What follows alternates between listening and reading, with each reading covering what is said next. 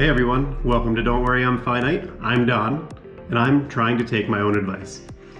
Most of us are probably happy to sit down with a friend and talk over their problems, and we probably even have some good advice to give them if they want it.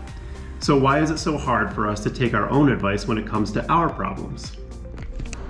I make videos and I write articles to help people experience life and travel the best way I know how.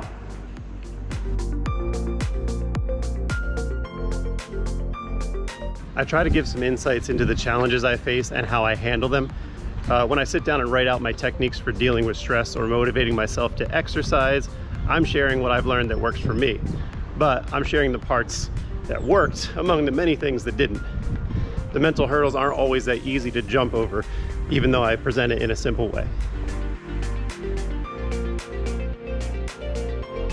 One of the things I say so many times is just go do something or just get started. That's a technique that I know works for me, but it's also something that I need to constantly remind myself when I'm getting distracted or procrastinating a task or exercise. For me, getting started or telling myself I'll work on something for 5 minutes usually means that I'll end up working on it for hours and hours until it's complete. If I say I'm just gonna go run a mile, I'll probably end up running 3 or 5.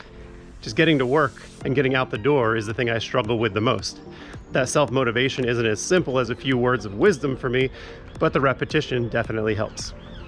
By the way, I talked about this idea in my recent podcast with the great trumpeter Nathan Samuelson. Go check it out if you haven't listened to it already. I'll leave the link down in the description. So, why is it so easy to tell someone else how to get motivated, but when it comes to telling ourselves something we already know deep down, we struggle to act on it? The saying, it's harder to read the label when you're inside the bottle, has always stuck with me. We're emotionally and physically attached to the outcome of our own decisions, so they become much heavier and harder to act on objectively.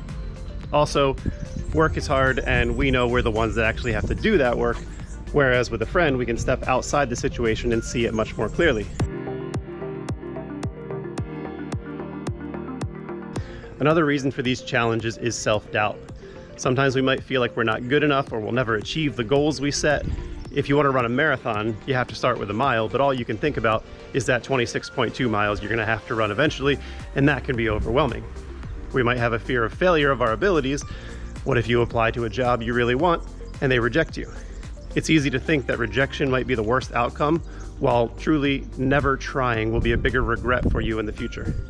Now, there are many quotes about this, but the one that really sums it up for me is, if you aren't failing, you aren't trying.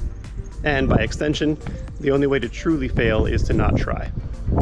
As a side note, the quotes like this that really distill these long form pieces of advice into short adages, they really help me when I'm struggling.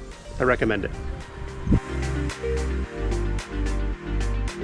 We tend to undervalue our own abilities, where we see our friends and peers for how good they really are. When I'm giving a friend advice, I can tell them how impressive they are and how I know they can do something, and I really believe it. But the imposter syndrome and the self-doubt within us all, to varying degrees, can be really hard to look past. So having a friend tell you you're good at something isn't always easy to believe.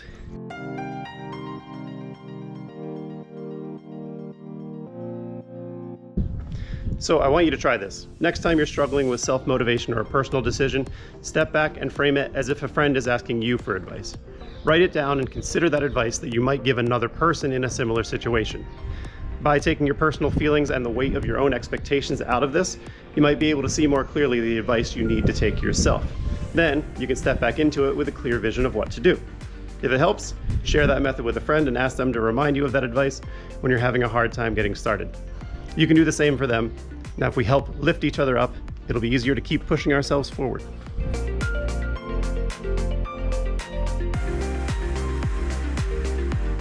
Finally, give yourself a break sometimes. Being the person that always gives advice can make it feel like you're failing if you don't live up to that standard at all times. We're all human and we all deserve some slack. You're stronger than you think you are, you're resilient, and failure isn't as bad as you think it is. You'll be proud of yourself for trying in the end. That's my advice to you. Take it or leave it. I'm going to try to take it. So thanks for listening. Thanks for watching. I'll see you in the next one.